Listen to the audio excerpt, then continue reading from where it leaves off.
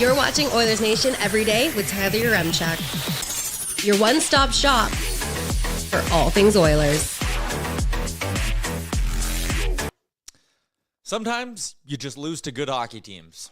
And sometimes you lose to the Buffalo Sabres. Let's get into it with the lead.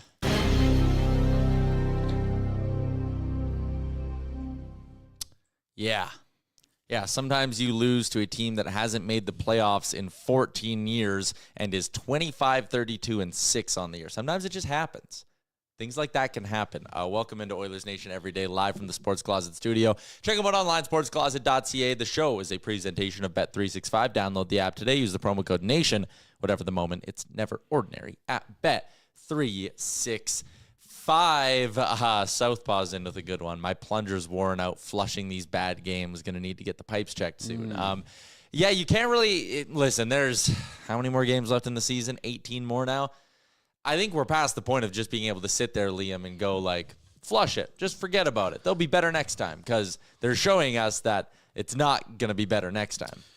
Yeah, they've been terrible on the road recently. It's not a good trend by any means. Last night was a weird one. Obviously, a lot of posts, but a ton of power play opportunities too, and they just weren't able to get a third goal, which is frustrating.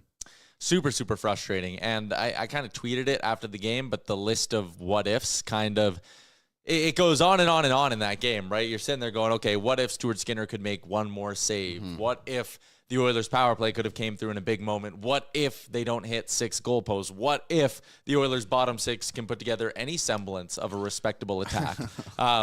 Again, what if? The result is you lose by 1 to the Buffalo Sabres, a team that you should absolutely not, and you can talk, they're cursed, they don't play well in that rink, blah, blah, blah, blah, blah. You got to find a way to beat the Buffalo Sabres. You're in a race for the top spot in the division. You learned last season how important home ice advantage can be in a series. Like, man, we're going to sit here at the end of the year. They're going to lose out on the division by 4 points. Yeah. And we're going to go, well, shit, maybe you shouldn't have lost to Anaheim and Buffalo. And it's like, listen, bad teams beat good teams. That happens in the NHL. Like, as much as my lead was tongue-in-cheek, like, yeah, no, the Buffalo Sabres have beaten 20-some teams this year. Most of those 20 are better than the Sabres. Like, they're capable. Yeah. But it's just frustrating when it's your team that does it. And it's frustrating when it's on a game like that. Yeah, and I don't really think Buffalo did a lot to win that game either. They were awful. Yeah, turnovers? They didn't really. Obviously, I think, you look at guys like Tage Thompson, very opportunistic forward, one of the best in the league, obviously. But I don't know. I don't think the Oilers did enough to help themselves yesterday. A frustrating game.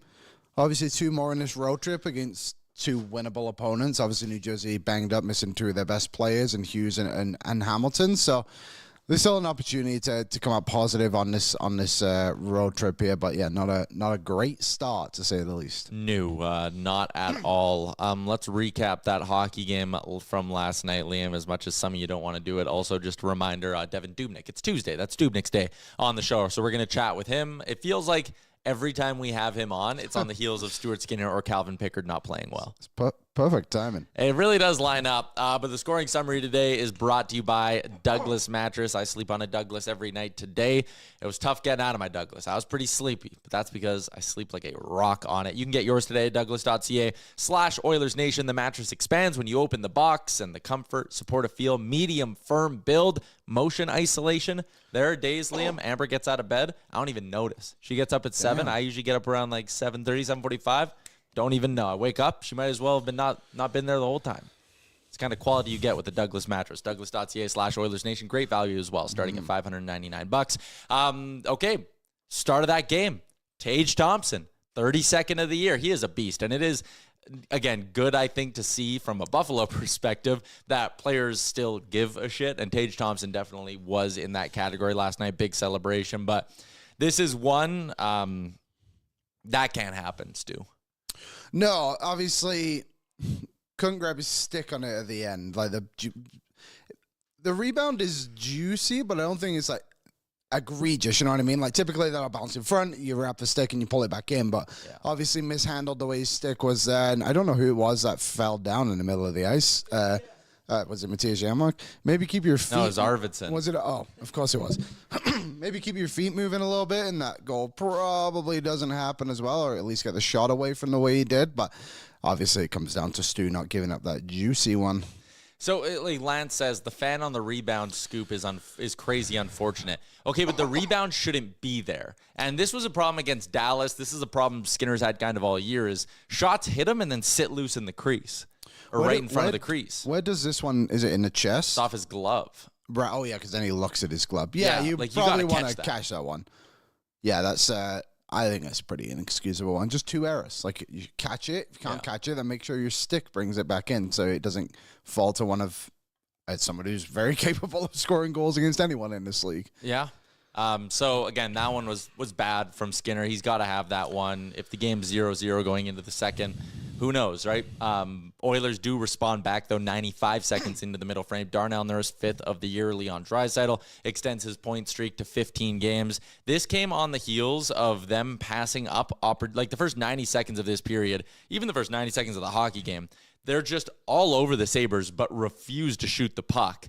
And there was a play right before this where Bouchard cut into the slot and could have just flicked his wrist and let one go. And it's like, dude, you have a great shot. And he tries to get cute and feed it to like the... It was Hyman.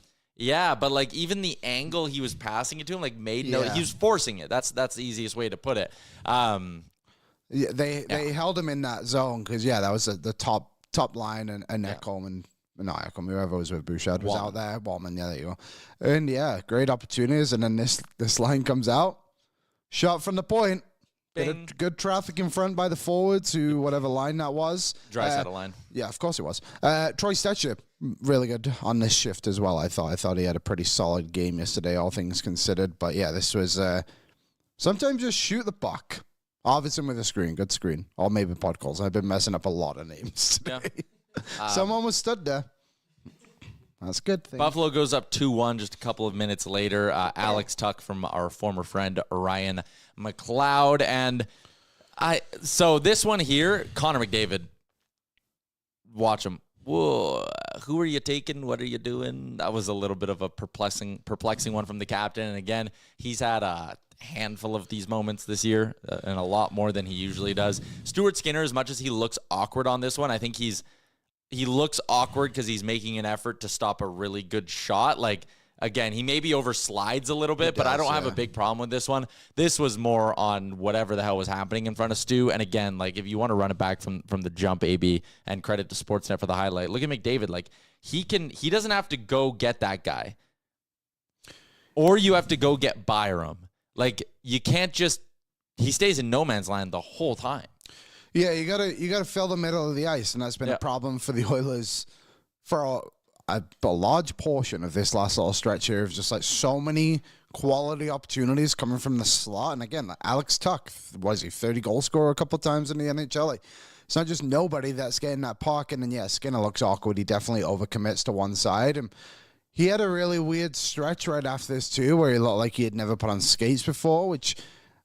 Never really seen him like that, so like out of it. Like obviously he has moments where it's like, okay, what are you doing there? But like this one felt like Calvin Pickard-esque in a weird way. Like it was very odd to me. But then they kind of got through that wave and it went to a cut commercial break, and you could see Skinner like kind of bent over. See, he was kind of trying to dial himself back in. But again, like this one comes down to defensive play for me. They have to be better.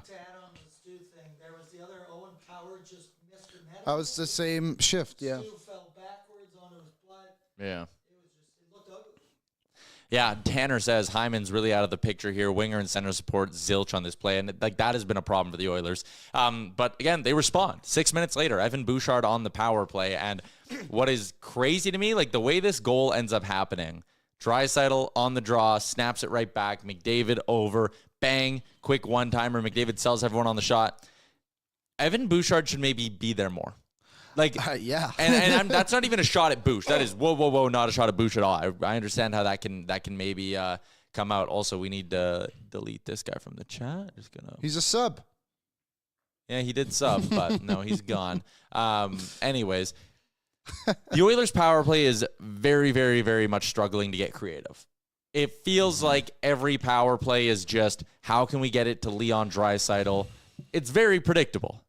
Even the zone entries, very, very predictable. And Buffalo last night figured out if we just take away the drop pass to McDavid, Ryan Nugent-Hopkins can't get a puck into the zone. So, yeah, it was frustrating to watch the power play outside of this goal, but it's also frustrating that, and weird, I guess, that there have been, they're top 5 in the NHL this season in power play percentage. It doesn't feel like it at all. It feels like the power play has been disappointing more than it's been a positive contributing factor so far this season. But I just don't like that they're not willing to try new things. It feels like the whole power play is just Connor getting speed on the outside, trying to find Dry. Connor getting speed on the outside, trying to find Dry. And if they would get more creative, I think you do need to maybe look at putting a Bouchard in that Nugent-Hopkins spot. And you know what else I would maybe do? And this is maybe shiny new toy effect or whatever. I'd have Jake Wallman on power play 1. He's got a bomb of a left-handed shot. Okay. He can use that at the top part of the zone. I was thinking a little bit as I'm talking. He's got the bomb of the left-handed shot, so that can work as your one-timer up top. Draisaitl's got your one-timer on the right side. Give yourself a one-time option on the other side. Play Bouchard there. And I'm not sitting here saying the traditional 3 forwards, 2 defensemen is better. I'm basically asking Bouchard to play like a forward, but like Nugent-Hopkins had 3 turnovers on 1 power play last night. Yeah. That right there, gone. If you're not, and he's not scoring this year at all, power play or 5-on-5, gone. You're done. I agree with you. I just really don't see them changing anything on that first unit. It's been something we've talked about all year of like mix some things up, and they've thrown Ekholm out there for sure, like a couple of times, but it's just not. And you're right, like it doesn't feel like they're top 5. Like it feels like they're just a very average power play this season, and kind of sucks. Like you even look, who was it they played the other day? Carolina. They had a ton of opportunities, and eventually like mixed it up, and they got that Aho goal. And so I just feel like we're not seeing it enough from Edmonton. Like the Bouchard one was different yesterday, but that's his first power play goal not on an empty net on a power play this season. That's but again, because they're not moving guys and getting creative. Yeah, I know. It's become very stagnant, but I think that's just the way they want it. Not stagnant, but like that unit. That's the way they like it, at least.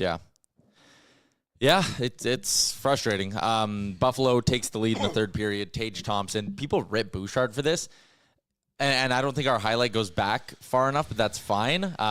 Stu, that's a tough spot. Thompson shows good patience. Vasily Podkolzin with the turnover. If Jeff Skinner did that, they'd have him on. There you go. Well, they can't waive him, but like that and then not like, come on. Just get it deep. We'll get it deep, but also he has his hands up on his hips for a few strides. Like, if you make a mistake, you got to be busting your ass to get back. Like, I think the Oilers need to have way less patience for some of these mistakes that guys who aren't scoring or making any positive contributions are making. Podkolzin can sit for a game. That cost you the game.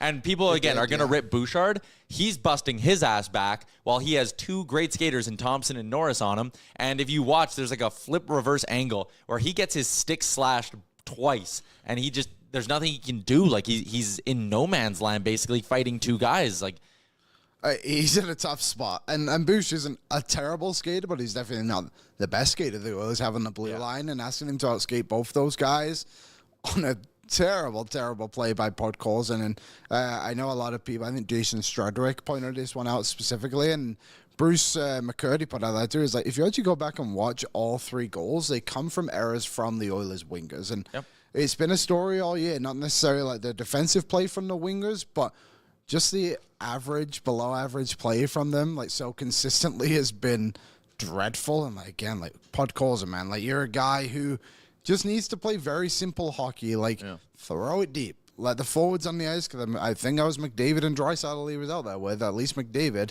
can go make plays from you getting it deep and just playing simple stuff. It's frustrating. I don't play Skinner for that one by any means, or Bouchard for that matter. I think the Oilers forwards have not put their defensemen in good spots many times this year, and their numbers are looking worse for it every night. Yeah. And this is, again, where I think some of the Skinner-Bouchard hate, and this is maybe more of a Bouchard thing, it's just totally lost the plot. And we've talked about this before. It's like it was with Nurse, where, like, the Edmonton Oilers didn't lose that game because of Evan Bouchard. Like, if you're saying that, one, I have the utmost confidence in saying you don't know how or what you're watching. Like, I'll stop short of saying moron, but, like, Evan Bouchard on that play is not at fault. Evan Bouchard scored last game. Evan Bouchard's actually been probably best defenseman the last 4 or 5 games. He's an OT winner in the last 3 games. That is true, yeah. Like, the Bouchard hate is just whatever. And then same thing with Skinner. Like, Stuart Skinner had to be better yesterday. Make no mistake. That first goal absolutely can't go in. It's inexcusable, all of that stuff. But the Oilers also couldn't get a third goal against the Buffalo Sabres.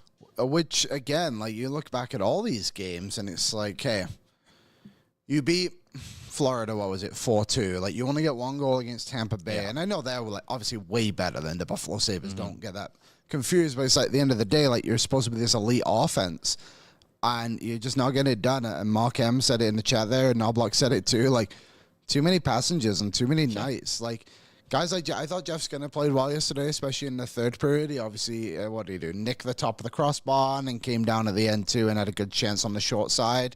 I think Arvidsson was brutal. I mean, in comparison to his standard, I feel like he's played a little bit better recently, which is a positive. But, like, Hyman wasn't awesome. Nuge wasn't awesome. It's just, okay, like, when are we getting past this, you know? Like, maybe never. Yeah. Maybe this is it. Honestly, maybe. Okay, let's get to one big take. It's brought to you by Service Credit Union. Oilers fall 3-2 to the Sabres. Service Credit Union and the Service Big Share Contest. It's your chance to win $1 million just by saving money. Every $500 saved gets you 5 entries into the Service Big Share Contest. For more information, go to service.ca/win. Skill test required. Contest ends in April. I mean, like last night, Liam, at 5-on-5, here's the list of Oilers who had fewer than 2 shot attempts. Shot attempts. Not even shots that hit the net. Shot attempts. 2 or fewer shot attempts, and they finished with like 30-plus shots. Yeah, there was 6 of them. Kulak, Perry, Emberson, Hyman, Henrique, and Jones. You want to talk about passengers? Zach Hyman played 15 minutes at 5-on-5, basically all of it with McDavid and Draisaitl. He got 1 shot attempt. Adam Henrique, 10:37 at 5-on-5. No shot attempts. Max Jones, no shot attempts. Again, he's Max Jones. I still actually kind of liked his effort in that game, but you never argue with that for me, yeah. Max Jones is in game 3. I'm not going to start roasting Max Jones yet. But Henrique, Hyman, Corey Perry, 1-1-0. You need shot attempts from these guys. And what's frustrating, Liam, and I know this is what you wanted to talk about with the big take, but like you sit there and it's like you watch a team that cannot generate with 97 and 29 off the ice. And then you have Jeff Skinner who gets 3 shot attempts at 5-on-5, not playing a sniff with either of them. And it's like, why can't that guy stay in the lineup?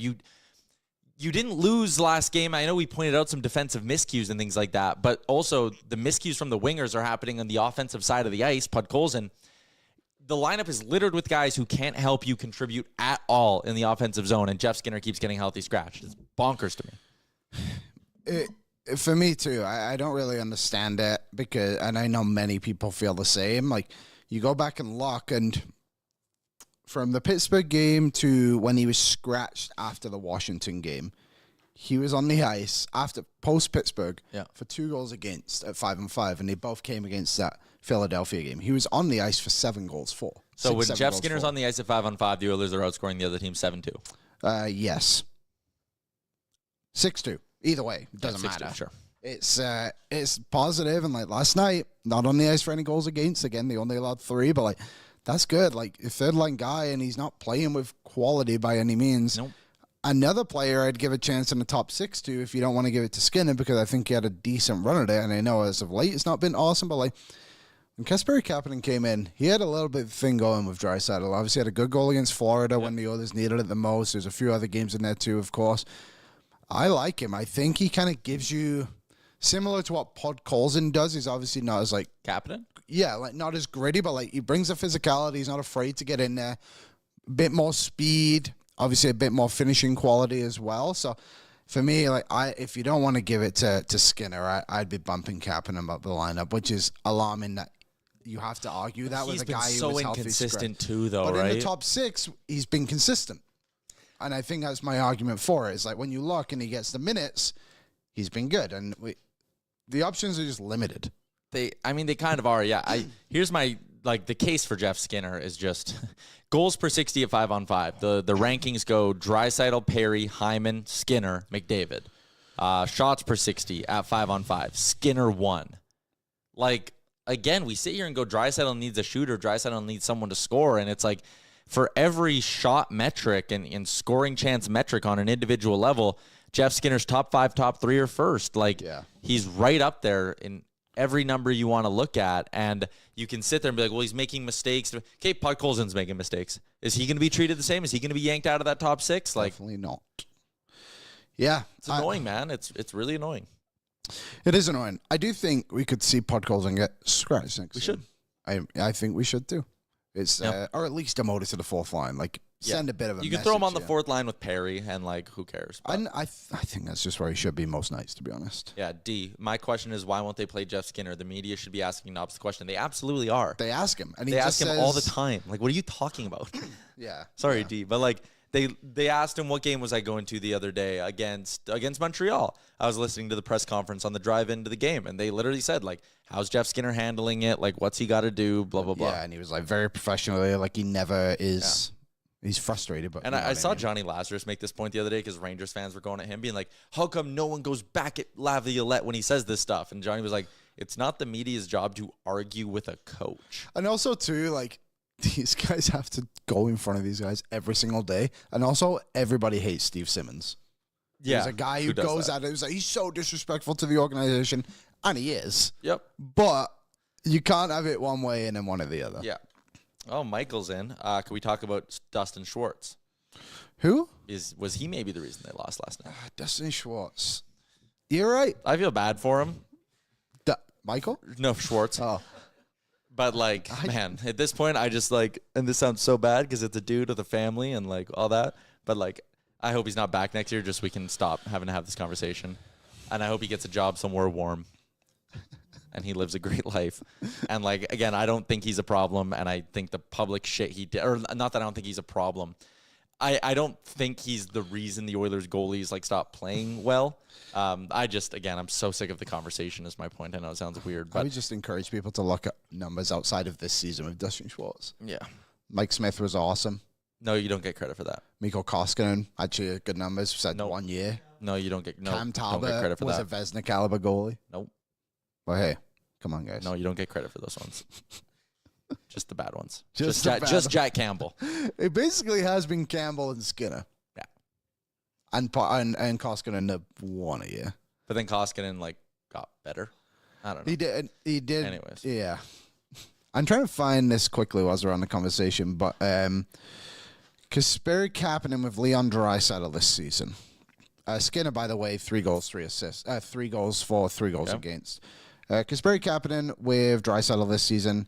They have outshot their opponents 75-48 in 123 minutes together. Fortunately, only been on the ice for 4 goals, 4-6 against, but their expected goals is 7. Expected goals against is 4. So, bit of both. Yeah. You know, I don't know. I would honestly try that again. I think it's worth an experiment. You ask for more speed in the top 6, and if Skinner doesn't provide that, and that's the reason Podkolzin is in, Kapanen definitely gives you speed. Duran is in with a super chat, as he always does. Appreciate it. Duran, super chats go to the Ben Stelter Foundation. Love all the work that they do. He says, I feel like there's an issue when guys don't hit the over on their shots. McDavid not over on 2.5 shots. How are they not getting at least 2 or 3 shots a game? And again, like they're not willing to shoot a lot of pucks. That's frustrating. Everything about last night was frustrating. Like, you sit there, watch that game. I had to sit and calm down by building my Lego for a couple hours and having a whiskey. It's the only way I could get that loss out of my head. Yeah. Yeah. I built a replica of the Bills Stadium. It took me an ungodly amount of time. But I know, so now I got to get a new one. I'm very frustrated. Sacrifice. Maybe that's what the Oilers need. We need a sacrifice at some level. We got Devan Dubnyk. Is Dubs here? Oh, he is? Lance Kane. What did he say? He said, Coase is a sick goalie, all Dustin Schwartz. That is Curtis Muka. You put some respect on now. Curtis Muka's name. Maybe he's the next goalie coach. I'll talk to him. Yeah, well, we'll figure that out. Figure that out with Mooks.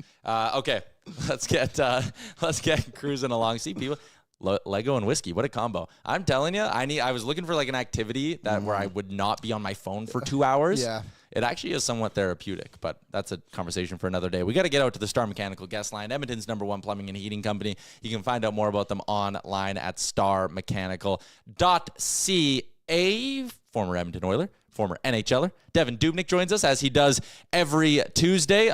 Rate my de-stressing activity, Lego and whiskey, Dubes. Where does that land for you? It's impressive. I don't know if I've heard them combined before, but I'm curious to hear how that Lego turns out. I was Might gonna be, with Lego, you can't backpedal when you get deep, and then all of a sudden the whiskey kicks in, and you might be backpedaling. It does get way more complicated as the hour goes on, Yeah. but I Lego do it to whiskey, myself. typically because it's children who use Yeah, Lego. well, that too. Typically, they're not combined. All right, let's talk about the Oilers a little bit here. They come out of the trade deadline and they play, I thought, a really good game against the Dallas Stars. And we were sitting here thinking like, hey, is there like a weight off their shoulders post-trade deadline here? And I'm curious from your experience, is that a thing? Like when the deadline passes, does the room get like a little bit lighter?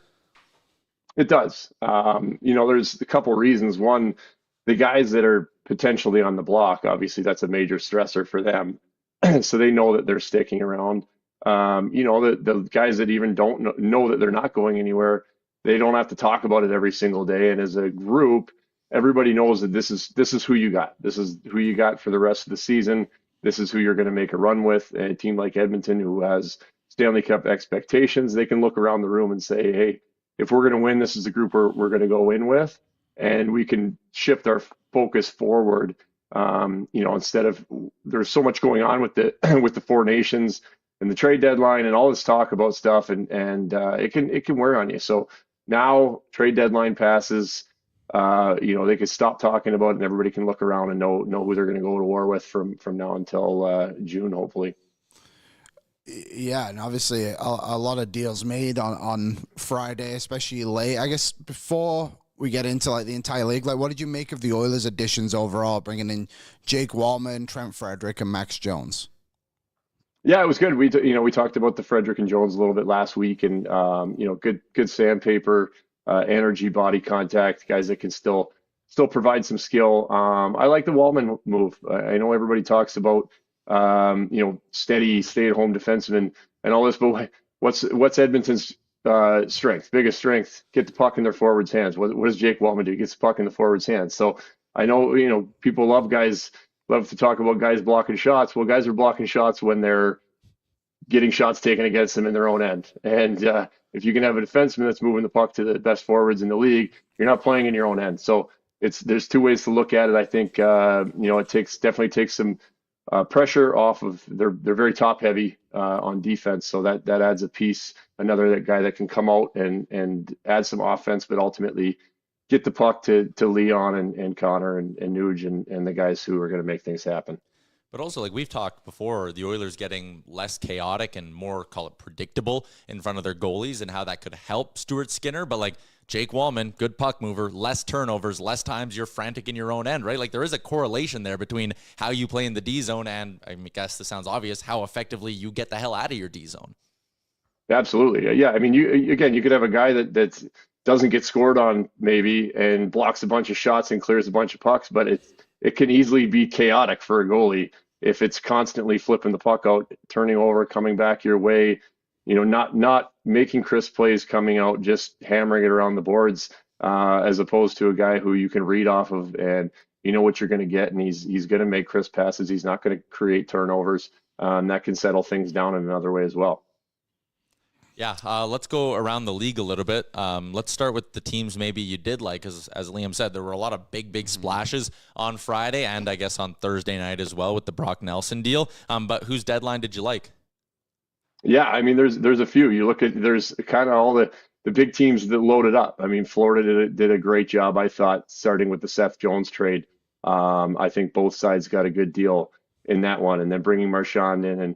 That's a team that was real good already, and I'm sure they'll magically get Tkachuk back on day one of playoffs. Teams seem to be not to say that he's not hurt by any means, but teams seem to be pretty good at timing guys' return when it comes to the salary cap. So this is obviously the defending Cup champs and a great team already, and I think they did a good job adding some big pieces. I like Toronto's moves.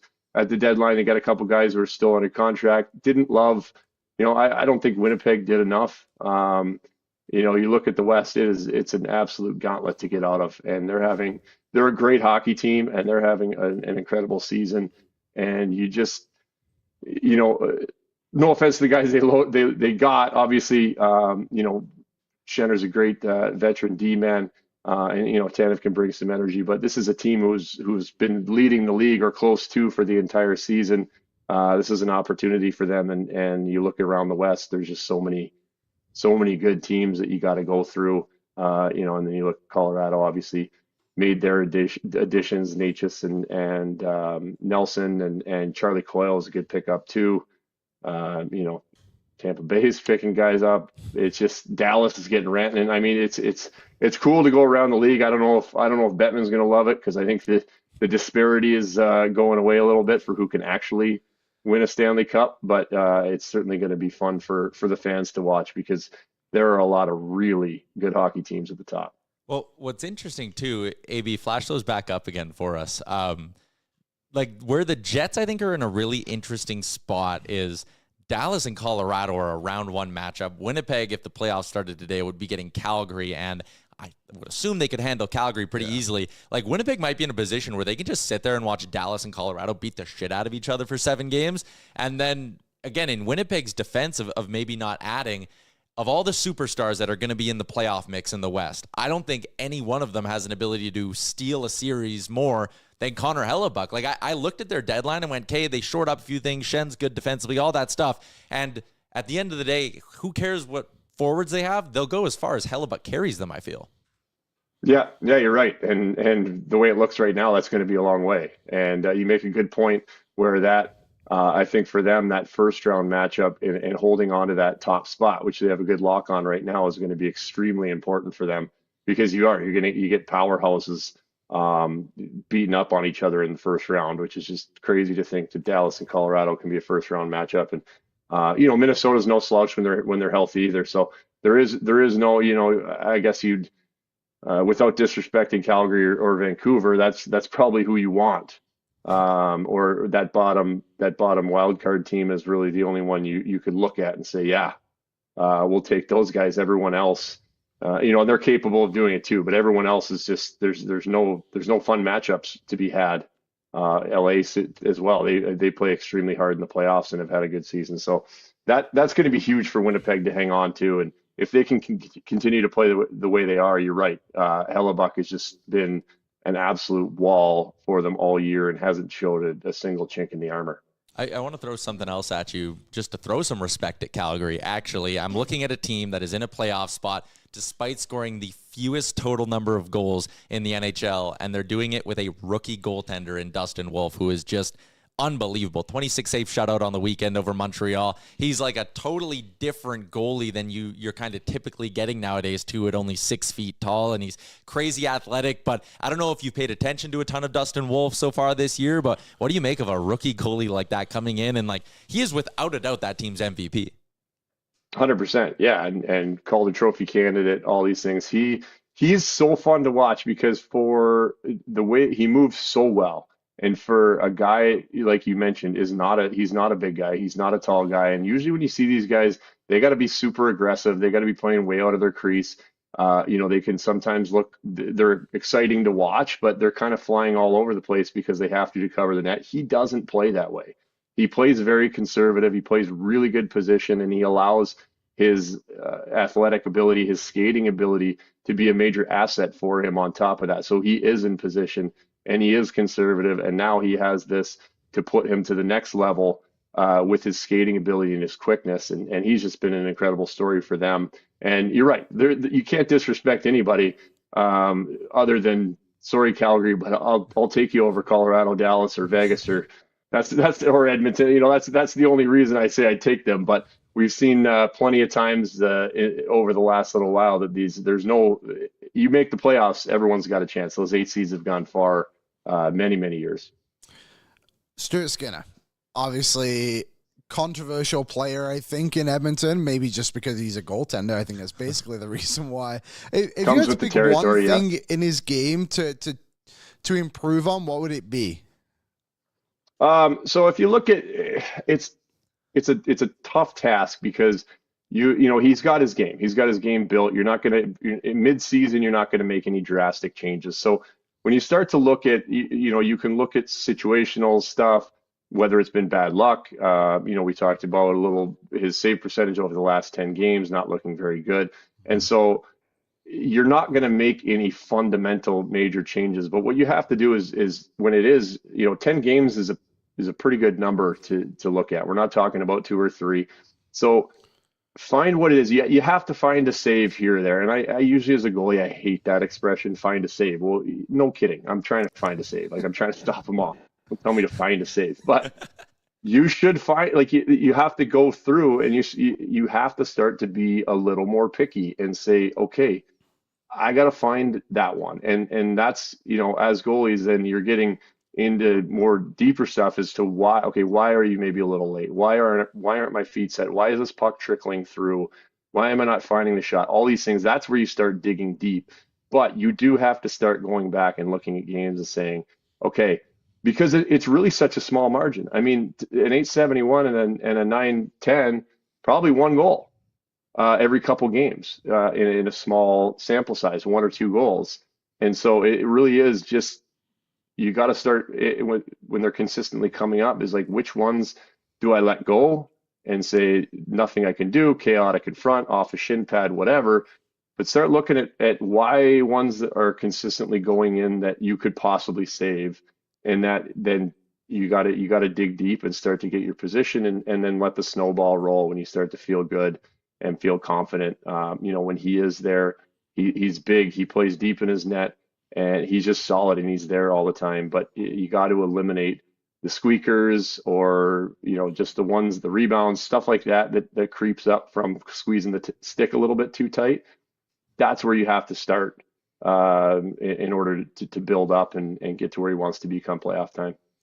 We got one in on the chat from Kevy, who and a couple other people asked one similar to this, but he said, could you ask Doobie what worked for him or his process to clear his mind after a bad goal or bad game? What would that be like when you knew you were fighting a little bit? Was there anything you would do? It definitely becomes more difficult. If you're playing well and you're feeling good and you let in a stinker, one that you should have had, it's a little more of like, you're an idiot. Why'd you do that? You know not to do that. Get back on the horse, everything's fine. When things aren't going well over a period of time, it becomes more difficult, and that's part of the game of hockey. That's part of the thing that we have to deal with as a goalie is it's a little bit of again, again, and it starts to wear on you, because you're like, I know what I should have done there, but I'm not doing it. And then it's like, why am I not doing that? And so you have to you can't think about specific situations, because again, I've spoke before about this. Goaltending is purely reactionary. You can only do what's given to you. You can only react to plays, to shots on net, and plays that happen in front of you. So you can't try to force things or try to force specific parts of your game to get better, to work on. You can work on stuff in practice, but you also have to let the game come to you and flush it out as quick as you can. And I found this, the more simple you could make it, whatever that is for a specific goalie. For me, it was moving around as much as I could on my feet, not going down early, not sliding, like butterfly sliding to plays that I don't need to, pushing on my feet, having my feet set on shots all the time, making sure I wasn't drifting forward and backward, and then not going down early, waiting for the puck to come to me before I dropped. And that's a fraction of a thing. But those are 3 simple things that I could just really focus on to stop your mind from wandering off to these situations that you can imagine and come up with that as a goalie, you can't make happen in front of you. You can only react to what happens. I have a trivia style question for you. So Oilersnation.com has been around since 2007. So that is a lot of hockey. That includes your entire career as an Oiler. There are cup runs, big trades. In our top 5 most read articles, one of them has Devan Dubnyk in the headline. Can you make any guess as to what do you think the story is? That is a top 5 most read article in the tens of thousand articles we've written. Is it a humorous article? Yeah, it's a little humorous. A little bit. Is it fictional? No, it's not one of our April Fool's Day I'll pranks, tell you what, which I are was pretty much like 3 of the other top 5. Shout out Jimmy Howard. Yeah, because I was in on one of the April Fool's Day ones. God, I don't know if it's funny and it's not fictional. I'm kind of terrified. It's maybe I don't. Go ahead. It's when you went on one of our like other properties, the DFO rundown, and you said what you said about Yak. For some reason, that is one of the most popular things that's ever been on the site. I don't know why. All right, so this is perfect. I can explain this a little bit because I honestly felt bad. Okay, I don't like. I'm not a big social media guy. I have one official Instagram. I have one on my own that's just to kind of watch stuff that I want to watch. And all of a sudden, out of nowhere, after that, it's like popping up all over the place. Dubnyk says Yak's an idiot, and I felt bad because I was saying he's an idiot in that drill, and there were plenty of times in practice that he was an idiot. I wasn't saying in general that he was an idiot. And then I saw him say something about like that he was disappointed that he saw that, and he thought we got along, and I felt terrible. I actually reached out to him and just said, hey, I got taken out of context a little bit. I was talking about a sharp angle drill that you kept shooting at my head, and you were being an idiot, but I didn't mean you are an idiot. So that was kind of funny, but yeah, people, that was like my first taste of like, you let something slip and people just like loved it. They're like, oh, he's an idiot. Yeah. Dubnyk said he's an idiot. I felt bad. I totally get it too. Yeah, it was, I remember first hearing it and then the way it blew up and I was like, oh, this is, again, internet at its worst sometimes, but I guess that's the nature of the beast. But I thought it was funny that, again, so many of these articles we've written, and for some reason, people latched onto that like crazy as well. Of all things, yeah. Yeah, of all things. Dubnyk, appreciate it, man. This was great, and we look forward to chatting with you again next week. Hopefully, we're talking about like 3 great Stuart Skinner games, and finally, it's a positive goalie conversation. Yeah, I'd love to hop on telling you guys why he's playing great here. So we'll keep an eye on that this week. One day. All right, Devan Dubnyk, former NHLer. Weekly appearance every Tuesday, brought to you by Star Mechanical. Also brought to you by our friends at Tim Hortons. Roll Up to Win is back. And it's only on until March 23rd. You do not have a lot of time. Imagine turning your routine Tim's run into an unforgettable vacation with Sell-Off Vacations, a $1,000 Rakuten cash prize, or an all-new, all-electric 2025 Volkswagen ID Buzz. Even the simple joy of winning a free coffee or donut can make anyone's day. Play Roll Up to Win now on the Tim's app. Rules apply. Canada only. No purchase necessary. Visit the Tim's app for details. Liam, you think I'm going to be a winner today? I won a coffee yesterday. You did? You went and got another one? No, on the app. Because I got a wrap as well, so I rolled it up after. On the app? Because, you can do it on the food as well. You sure can now. All right. Tim is advanced. Here we go. He's rolling up the rim. No! Why can't I win one of these? Maybe go to a different one. Maybe, I know it's probably the one on your way out of town. Just go a different way. Grab one downtown, maybe. Get up, pull over. Pop. I'm like 0 for 7. Yeah. The good news is I can re-put it in on the app and take another shot at things. So I'm going to do that. Good luck. You're clearly going to need it. I'm cursed. Here's what I'll say to wrap up the ad. If I'm losing all of these, that means there's more winners out there. So someone's winning, yes. If you go to the Tim Hortons on St. Albert Trail right by Nelson Lumber, you're probably going to win because I'm taking all the losers. Like me and the VLT. Yeah. Yeah, just wait for Aaron to leave his seat. Wait for Tyler to show up in a Nation truck, pull in behind him. Yeah. You're good to go. You're going to be a winner. Someone says this is not a great advertisement for Timmy's. To be fair, they did not ask us to do that. No. The point was to tell people to go on the app. I just like rolling up the rim. When we play these games, Timmy's, Safeway's been quite successful. Jay's not giving Bet365 a great rep. Nope. We lost again yesterday, believe it or not. So, now maybe we got to figure this out. Although, wait to see what you get. Yeah. We're all au natural here. Cameron says, I was 0 for 7. I won the next one. Ty, you got this. All right. There you go. Good luck, Ty. Giddy up. Tomorrow. We also got a super chat a little bit earlier from our boy Jeremiah, all the way up in Alaska. He's a Caps fan. Ovi, 9 goals away. Lego and whiskey. What a combo. Now we all know how you cope, Tyler. Love you, buddy. Give a huge high five to the best voice on the internet, Bordsy. Shout out to Jeremiah. High five. What about me?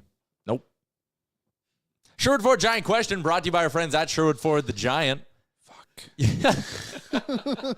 can use Nation Valet service so you never have to visit the dealership again for routine maintenance. And when you use it, go to sherwoodford.ca.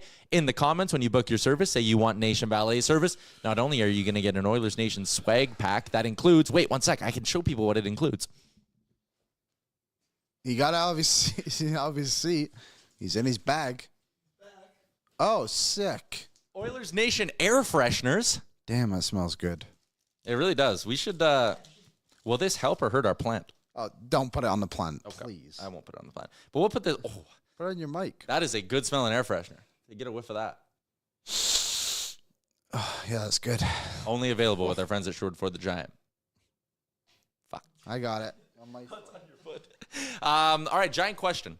Our good friend NHL Sid, and by good friend I mean someone we work with, but neither of us has spoken to. He put out an interesting poll on Twitter, and I want to get your take on it, Lehman. He asked. Go ahead. And this is a debate we had, a pretty spirited one, I think, about a year ago now, maybe less than a year ago. Oh, Liam's now getting up. Oh, that's maybe a good idea. No, you can't see it. What about wide shot? Can you see it on the wide shot? Nope. God damn it. Here, I'll lean it up. Okay, No, I'll lean it up right here. keep going. I'll just wander around. No one's also mentioned the sideline. No one's picked up on that one yet. There. Oh, that almost fell into the fire pit. Okay. What were we talking about? Oh, yeah, the giant question. NHL Sid's poll. Who was the better head coach? And the three options Sid gave are Knobloch, Woodcroft. Tippett? No, Tippett. Knobloch, Woodcroft, or basically, Hitchcock. he basically gave like a there's no difference kind of thing. I'm curious what your take on that is, Liam. I don't have one. Oh.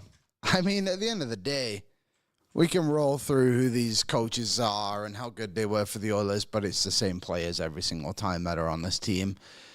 For me, it has to be Knobloch. I think obviously this last month or so has not been great by any means, and like there's definitely flaws in the Oilers game, but I think the overall picture has been solid. You look back at the playoffs, he was willing to make those decisions, especially in the crease of like who should go in, who should go out. Pickard, obviously, and then you look back to Woodcroft, and when he was here, he didn't want to play Jack Campbell in that Vegas series, who many think like Edmonton could have won it if it was Knobloch Jack Campbell. went to picks. Yeah, so I respect Knobloch for the willingness to do that. Even the Skinner thing, like obviously as fans, like we don't like that, but Knobloch is seeing something that it's like, hey, like this guy is not doing what I want him to do. Excuse me. And then, so I respect him for that. I think it's Knobloch. And also, too, like he was 1 win away from a Stanley Cup final, and that is way better than what Woodcroft was able to accomplish here. I just hate it. Like, why are we doing this? And like, I respect Sid a lot, and I love his opinions, but like, we don't need to do that. Like, I think people forget how bad, and I know. I don't think Woodcroft was ever bad. I think he tried to implement his defensive system at the start of that season, and it just fell apart so quickly. And like Knobloch came in, and it seems to have gone well the majority of the time. Again, they're in a slump right now. But I don't think Woodcroft was necessarily bad, and I don't think there's a huge difference between the two. But the difference is Knobloch has been to a Stanley Cup final because he was willing to make tough decisions, like pulling your number one goaltender and going from there. Close to 1,000 on lineup decisions. He was this season it is changed a bit, but I don't think Woodcroft was bad coach either. They're arguably the two. And I think the defensive zone thing, to make a point in favor of Jay Woodcroft, I think that gets viewed a whole heck of a lot differently if they can get a save. And Jack Campbell was awful. Then. Yeah, he was bad, but dude, I don't know. It seemed like he wasn't.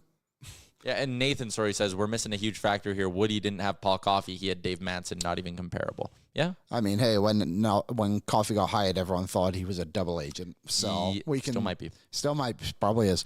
And you're right, like Woodcroft, Manson, so he came in to start and did well. Again, they're the two of the most successful coaches the Oilers have had. Oh yeah, ever. Like it's not fair since to the compare glory the days. two. Yeah, Like, they're both really good, and that is my stance. They're both really good. They've both made bad decisions, and they've both made good decisions. But the difference is Knobloch went to a Stanley Cup final, and that is the difference. Agreed? Disagree? I think there's a world where they get to the Cup final last year with Woodcroft if they stick with him. Maybe there was, but they didn't. Didn't happen. Yeah, it didn't happen. Unfortunately, yeah. I wish it did because I love Knobloch. Woody too. He was a great coach. Loved his interviews. He definitely turned his team up into a great team. And is he the all-time leader in win percentage, or maybe it's Knobloch now? To be honest, I don't know. Knobloch has a better record through his first 100 and some games. 133 I think the difference was like 5 points, something like 4 that. points. So, Yeah. Wise Kyle, honestly, fire Nobby. Never. They can't do this again. You can't keep doing that. That's pointless. All right. Let's continue along with the show, Liam. Let's get to what's trending. It's brought to you by Flight Night happening this Friday at Greta. Tickets are $10. It all goes to support the Ben Stelter Foundation, and you could be walking out of Greta with a trip for two on the nation vacation at the end of the month. We are going to Vegas in just a couple of weeks. Man, again, this trip is going to be awesome. It's your chance to win your way in for nothing more than the $10 ticket when you show up at Greta. It's presented by Fountain Tire. Again, Flight Night this Friday. The game starts at 5:30.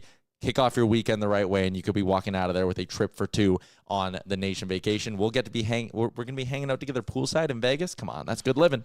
That is good living. All right, what's trending? Aaron Ekblad gets dinged for performance-enhancing drugs. Cheetah. Strip him of his rings. Florida, 50-point deduction. Pretty convenient. How long's he been on roids for? They get Seth Jones, and then all of a sudden Aaron Ekblad suspended. Frank did kind of say today, he was like, there's a long process behind this. Like, you have a positive test, all this stuff. Mm-hmm. He was like, I wonder how long Florida knew about this for. I would assume weeks. Yeah. Weeks. Potentially. The thing for Ekblad, it is he's suspended with no pay. So that means the Panthers do get cap relief on this. Not that it really matters for them. They're cap compliant with or without this. But for Ekblad, his base salary this year is $4 million. So he loses out on $1 million in pay. Yeah, and I know people obviously want to speculate with like, well, how'd they get Seth Jones? Like, well, Matthew Tkachuk is also sidelined, and they would have probably got him anyway. They're fine. Made a joke of it. But last player to do it, Nate Schmidt. What team does he play for? Florida. Do you think he had any influence on this? Probably not. I would assume yes. 2018, though, it's crazy. Like, a league that doesn't catch anyone finally caught someone. Yeah, and I mean, they're obviously testing. I also think it's one of those things like, I'm sure recovery-wise, yes, you can like recover from things quicker, but like it's not like a player getting juiced up is going to make them a better hockey player. Yeah, especially Ekblad. Which is why, and Ekblad has been not good this year. So He's there's that. Very fine, yeah. Benoit Superman punch. Yeah, the best part about that, he lost the fight. Yeah, it was like a relatively dumb, pointless thing to do. Very dumb. Mm-hmm. I just thought it was very funny. Everyone's like pointing out this picture. Am I right in saying he missed the punch? Yeah, I don't think he really landed. He didn't land it, no. So, yeah, you're not Kevin Bieksa. Nope. Aiden O'Neill's in. Crazy, you get 20 games for juicing, but 41 for gambling. I saw a bunch of people saying that. I don't disagree with that whatsoever. Like gambling, I know steroids do too. Influence on the game. It could. And I do think at this stage of where betting is in pro sports, and the NHL, that was kind of the first time they really had to do it as well. You need to make a hard stance that, like, there is no gray area here. If you gamble, you're sitting half a season. Boom, done. And I know, again, Pinto was like, I wasn't really gambling. It was my buddy's account and had the whole thing. But, like, again, you can't can't let an excuse even come through in that. You got to just be like, no, if you're a pro athlete, NHLer, you can't be betting on other NHL games. Like, or have an account associated with your name, or be giving people money to bet for it. Like, line in the sand. And ultimately, again, PEDs, yes, integrity of the game, sure. I actually think 20 games is a fine punishment for this because it's not like it's all that performance enhancing. If he had like 80 points this season and then he got called for this, 100%. But I'm pretty sure he's not going to get close to like his career high in numbers or anything. Clearly didn't have much. Whatever he was using, next time, use something different. That's what I'll say. But I agree. I think gambling and this is slightly different. And Lance says it too in the chat. Gambling on your own team is drastically worse than maybe accidentally taking a drug to help heal and testing positive. Yeah, and again, Pinto didn't bet on his own team, I don't believe, or whatever. But still, yeah, I actually think I don't have a problem with that at all. What else do we got here? Oh, did you see Nathan McKinnon's 1,000th point last night? I did, I think. Did you see it? Well, so 6 minutes into the game, Nathan McKinnon gets his 1,000th point. Okay. And like they did for McDavid. Yeah. The players come off the bench. Yeah. Okay. They all give him head taps. They celebrate. And Chicago goes, that was offside. Oh, that's awesome.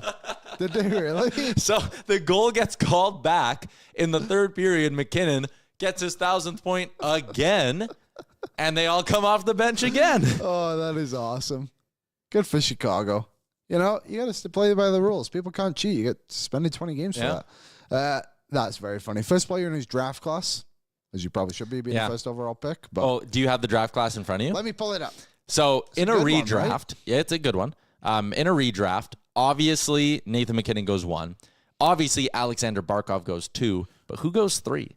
Your options, Jake Gensel, Juuse Saros, or Josh Morrissey. Shea Theodore? No, I wouldn't take Theodore. Any goalies? Saros, that is Darnell Nurse's draft year as well. So I'll sort by games played to find the goalies. Look, there wasn't really a goalie. The highest paid goalie is Saros. I would probably go, obviously the top 2 is a lock. That's the same. I would go Gensel. I think I might go Saros. Truly elite goalie over a near elite winger. I know Saros is having a bad year, but even Morrissey. Gensel has a better points per game than Barkov. Yeah, but you're getting the center elite defensively. Oh, no, I agree. I'm just saying, like, that's why I would pick Gensel over Saros. I think I'd go 4 for me. I'd go McKinnon, Barkov, Saros, Morrissey, Gensel. Tell you something. Drouin, Seth Jones, and Elias Pettersson and Monahan, I wouldn't have them in my top 6 again. Nope. Would Nurse be the number 1 defenseman off the board? No, Morrissey is. Oh, yeah, sorry, Morrissey, yes, correct. Morrissey, and then, one of Jones, or Theodore probably 2. McCarron? Michael McCarron, anyone? No, McCarron, second round pick. Adam Ernie in this draft. Why do you take him? Where he was a 7th round pick? 33rd overall. Oh, okay, well, probably 7th round. Just between Chris Bragas and Jacob De La Rose. Moving along.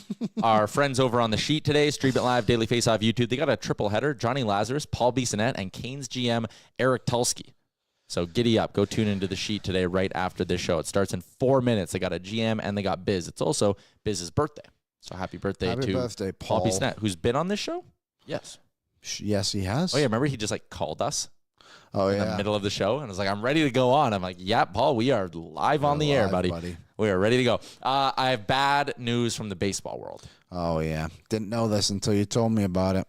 I had been feverishly updating the game logs for Cleveland Guardians spring training games. And I was like, why isn't Eric Sabrowski pitching in games? He got a shot in his left elbow for some inflammation. He's likely to begin the season on the IL. So that's upsetting. Sucks. However, that means he'll probably be able to stay stronger as the season goes on when he gets to the playoffs. I like that positive Silver spin. lining. Yep. And he said it's not going to be a long-term thing. He said it's just a little bump in the road. He's going to be ready to go. So that's good. Yep. Also, someone said it in the 206th overall pick in this draft. Do you know who that was? 7th round pick. Plays in the NHL still. No. Pacific Division. Mackenzie Weegar. Oh, wow. That's a banger of a pick. Top 10 pick. Yeah, he probably is a top 10 guy now. Baseball world is always bad news. Yeah, basically this time of year, if you see a player you like pop up in the news, it's because they're injured. They're just hurt. Or they didn't sign their contract. Or that, One of the two. Shout out Vladdy. All right, let's continue along with the show.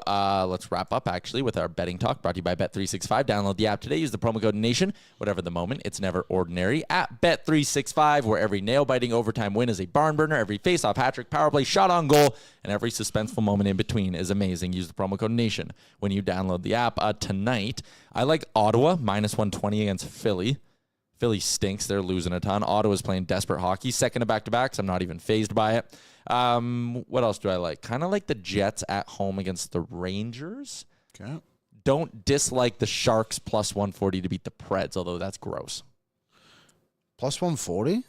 Yeah. To beat the Jets. No, to beat the Preds. Oh, the Preds. Preds have won 3 in a row. They're due for a loss. Sharks sneaky. Their coach came out the other day and said, hey, stop playing hockey. Yeah.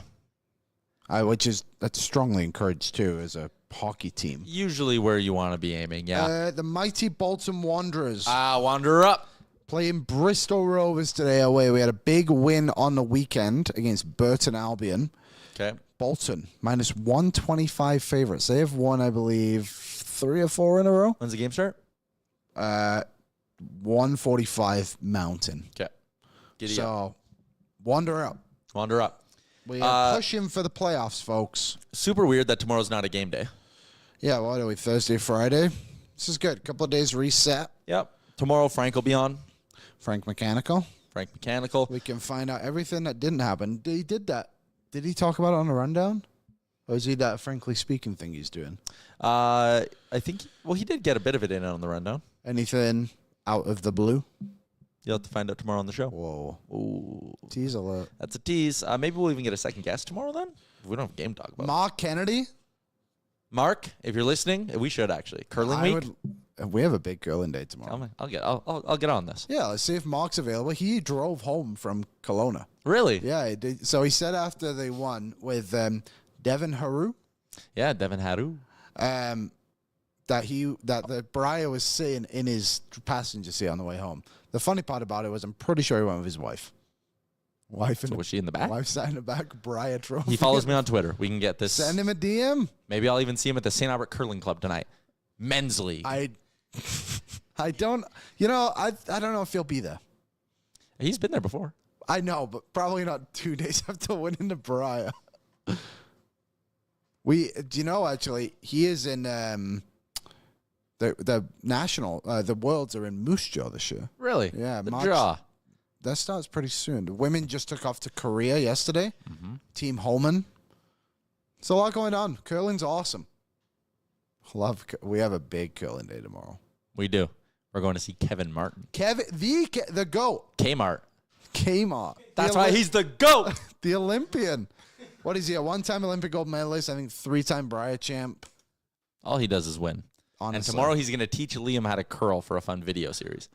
I honestly cannot wait. Got to get you a slider. Yeah. That'll be big. That'll be important. You told me I needed shoes today. Well, no, you just need a slider over a clean pair of runners. Well, I have clean shoes. I know, but you need a slider. Like, you can't curl without the slider. No, I know. I get a slider. I'll buy a slider. Okay. Or I'll rent one. I don't know. Okay. We'll figure it out. I know a couple of sliders. People like know who have sliders. Okay, we got to wrap up. Good show, everybody. Shout out to our friends at Odd Company, Nation Beer Everyday Lager, crisp, clean lager crafted not just for game day, but for every day. No, I won't crack it. It's a Tuesday. In it. 2 locations in Edmonton. Shout out to Odd Company Brewing. Shout out to everybody in the YouTube chat. Tremendous stuff as always. We'll see you tomorrow, noon Mountain Time. Oil up.